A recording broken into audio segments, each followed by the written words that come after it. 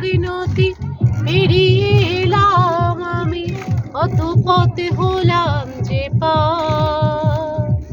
তোমারই মতন এত অপরূপ সুন্দর কাউকে তো দেখিনি গো আর।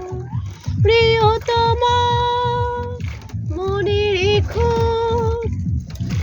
অনুপমা মনে রেখো, হাওয়ায় হাওয়ায় দোলে ওই কাশফুল, পড়েছে আঁচল যে উড়ে এলো চুল। আলতা পায়ে আলতো ছোঁয়া, পথ চলো প্রিয়া যে আমার।